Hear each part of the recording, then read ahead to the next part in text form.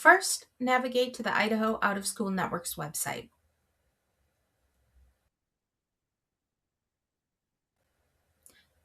Click on Providers and Educators to get the drop-down menu. Think Make Create Labs has its own box with all the web pages listed. We'll go over About TMC Labs first. At the top of the page, there's a description of the program, including an introduction video and the goals of the program. Below that, you'll find a map of all the TMC labs. To get in touch with your local TMC lab, use the interactive map to find the contact information. You can make the map bigger and see it in its own tab by clicking on this box. You can zoom in and out, and when you click on an icon, it shows you the contact information, including the name, email, phone number, and address of the TMC lab. You can then reach out to the lab and inquire about borrowing it or using some materials from the lab. You can also email TMC directly by clicking on this contact button back on the About page. Scrolling down, you'll find information on Shop Talk, our e-newsletter, and our mailing list. To receive emails with the Shop Talk link and our newsletter, sign up using the subscribe box. We usually just send out one email a month, but we'll occasionally send out a second if we want to let you know about a grant opportunity or an event. Shop Talk is our monthly online meetup. We usually have a guest speaker who presents on a STEM education resource or topic. Then we share what we've been up to with TMC or STEM education, share announcements and ideas. It takes place on the third Wednesday of the month at 12:30 Mountain Time or 11:30 Pacific Time, and we take a break for the summer. We rebooted our newsletter in May of 2025 as a general STEM education newsletter. Again, you can sign up right here on the page. You can always unsubscribe from the list from the link in the email itself. At the bottom of the page is an archive of our old newsletter, the Makerspace Playbook. We produced this newsletter from 2021 through 2025 with the other states that hosted TMC Labs. Old issues are full of activity ideas and tips and tricks. Moving on to the TMC Labs training page, this is where we will list any upcoming trainings. We also offer custom trainings or will come to you upon request. Email Amy or the coordinator listed on the page if you are interested. We also have an online training available. This was developed by the South Dakota and Idaho 4-H offices.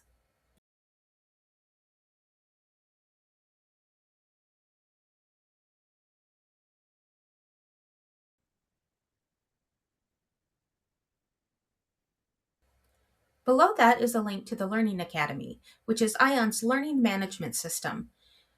It contains hundreds of trainings on different topics.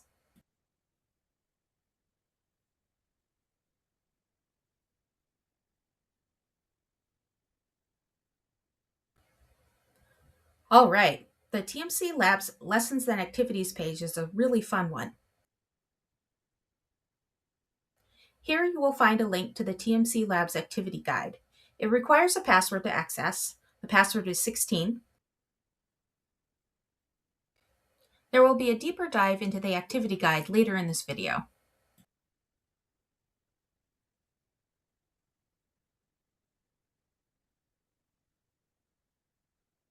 I always recommend folks bookmark this page instead of the activity guide login page because the password is listed right here in case you forget it.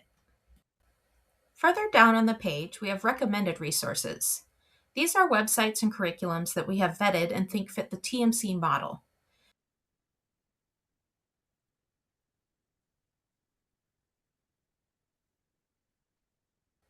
They are all full of hands-on, inquiry-based, experiential activities that can be done in an out-of-school setting without too much specialized equipment. So they're not TMC Labs activities, but they are activities that we like and are good options for expanding on our activity guide.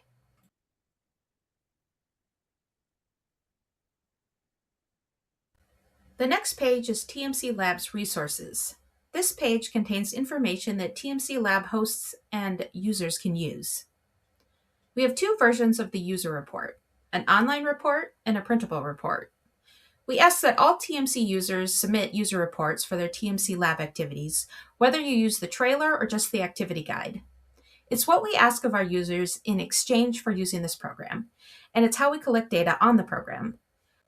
We use this data to know what is happening with the TMC Labs and how the program is going, as well as to tell the story of TMC in reports and to our funders.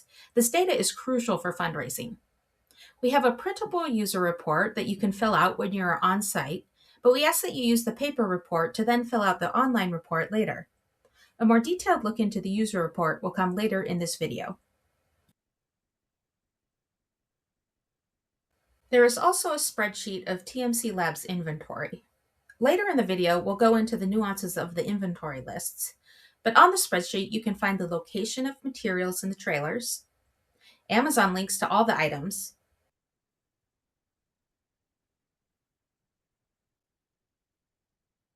as well as a materials by activity list that can be a useful quick reference when you're planning a TMC activity. We list grant opportunities on this page when we are able to offer them or hear of appropriate grants for TMC users. Below that is a section for TMC Lab hosts. Here you can find different resources that you can adopt and use. None of these are required to use, but they can be helpful to you in managing your lab, such as lending policies that you can download, edit, and adopt, different ways to track your activities, and some different forms for tracking inventory.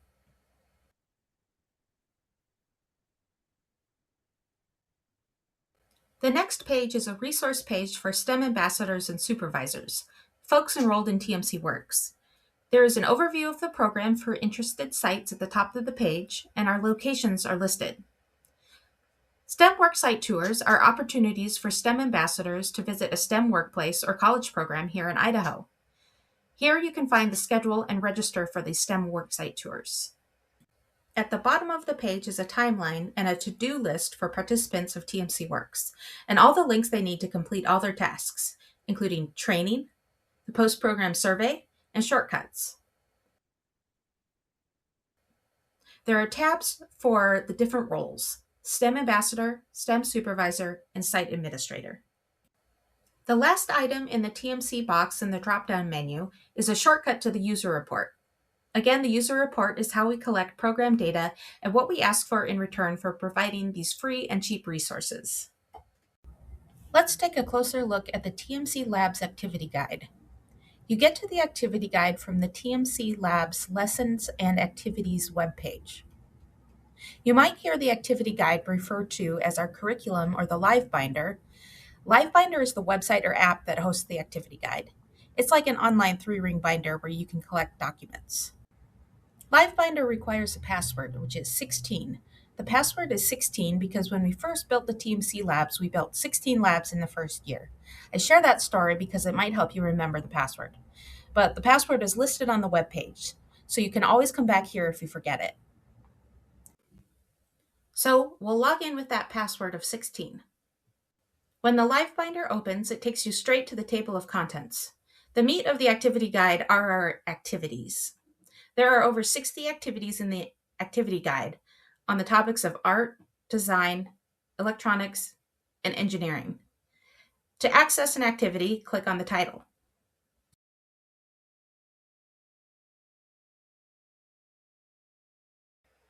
The actual activity will open up as a PDF. All the activities are open source or used under a Creative Commons license. That means anyone can use them for free. You can print them or distribute them any way you want. Just don't claim that you wrote them. I like to show folks that you can click on this link at the top of the page and it'll open the PDF in its own tab. That makes that a lot easier to look at if you're using the Live Binder on a phone. On the left-hand side of the screen, we have some vital information about the activity, including a summary, the time the activity takes, the ages or grades it's appropriate for, the cost per individual and the cost for a class of 30 kids, materials and where they're located in the TMC lab, and finally, the science standards. There's also a table of contents on the left-hand side of the screen, so you can navigate to other activities from here.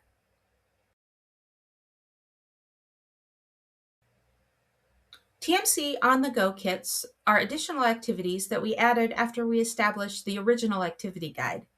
Creating kits is the primary way that we expand on the curriculum. Each kit contains 3 to 6 activities, and they have their own materials lists. We will be adding our space kit to the activity guide soon, and we hope to have a new math games kit done by the end of summer 2026. There are some other useful resources in the Live Binder, such as videos that go with some of the activities.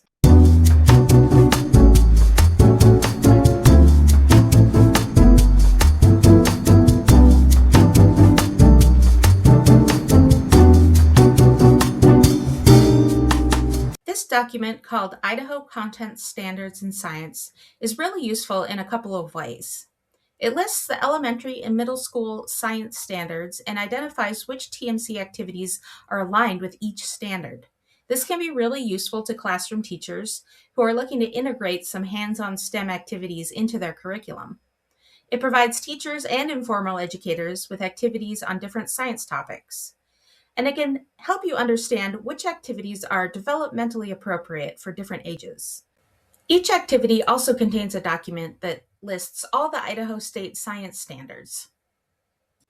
If you're looking at these standards and thinking that they look out of date, well, they are. It's summer 2026 right now, and we will be working on updating this information this summer. We periodically update the items in the activity guide, so it might look different the next time you open it. The things that will remain the same are the core activities. We will add activities as they become available. We'll now take a deep dive into the TMC Labs user report, where we'll go through the form and explain what each question is asking. The first thing to notice is that some questions are required, but many of them aren't. The red star indicates that a question is required. The required questions collect the data that we need, and the not required questions collect data that is nice to have or can be extrapolated from the required questions. The first 4 questions ask you who you are. Question 1 has you select which TMC lab you are working with or which TMC Works site you're at. It also gives you the option to choose I use TMC curriculum and my own materials for folks who use the activity guide but don't pull their materials from a TMC lab. And there's an I don't know option for folks who aren't sure where their materials come from. Question 2 asks organization, program, or school, which you can fill in if you're not with the host organization. So say you work at a library but borrowed the school district's TMC lab. You would choose the TMC lab from the list in the first question and put your library name in the field. Question 3 asks for community served, where you will put the name of your town, city, or community. We especially want to know if you're not part of the home community the TMC Lab is hosted in.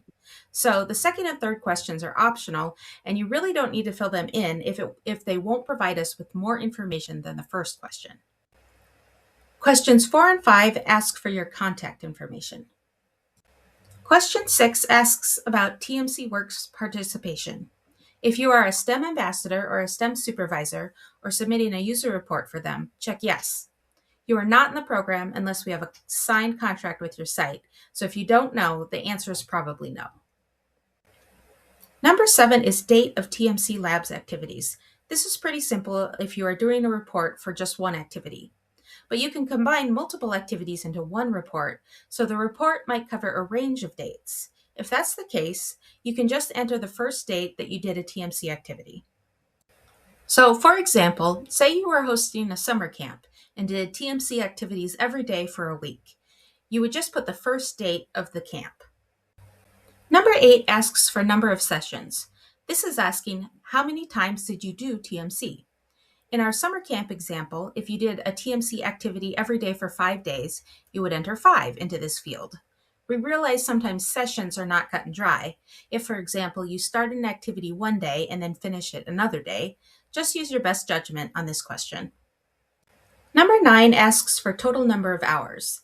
This is the total time the kids did TMC activities over all the sessions. So using our summer camp example, say each day you did TMC activities for 2 hours. Over 5 days, you have hosted 10 program hours. So you will enter 10. Number 10 asks for total number of youth participants. Another way to ask this question is how many kids did TMC? But we do want you to count every kid every time they do an activity. So a better way to ask this question might be how many times did kids do TMC activities? We also call these youth contacts. For example, say 5 kids were attending your summer camp and did TMC activities every day of the week. Over 5 days, we would count 25 contacts, so you would put 25 in this field. If that seems like kind of a weird way to calculate the user numbers, we understand. But it's actually harder to keep track of who has already done TMC and not count them for subsequent sessions. In order to not artificially inflate our numbers, we use question number 11 to estimate how many individuals or unique users have used TMC. Question number 11 asks you for first-time users. The instructions on this question say, estimate how many youth participated in TMC Labs for the first time out of the total number of participants stated above in question number 10. If a new participant participates multiple times, they become a repeat participant after their first session. Your answer options are all new participants, about 100%, most were new participants, or about 75%, half new, half repeat participants, about 50%, less than half were new participants, about 25%, or most youth were repeat participants, about 10% new participants. In our summer camp example, we have 5 kids participating. That's 5 unique users. But we count every kid every time, so over the course of the week, we have 25 youth contacts. Now, let's suppose those kids were all new to TMC Labs on the first day of camp. But after the first day, they become repeat users because they have done TMC in the past. Of the 25 total youth contacts, 5 of them were new users, which comes out to 20%. So I would choose less than half for new participants, or about 25%, because if we round, 20% is closest to 25%. So I choose that one. We're looking for estimates on this question. In some situations, it will be hard to know if the kids have done TMC before. You can always ask them directly, but even then, they might not always know. Do your best to answer this question to the best of your ability. The next question asks for ages. The question after that asks you which activities you did. There are 2 ways to answer this question. You can choose the activity guide activities from an alphabetical list, or you can write them out. If you can't find the activity on the list, just write it out. If you did an activity that wasn't in the activity guide, list it in the box. And you have the option to use both the alphabetical list and the write-in box.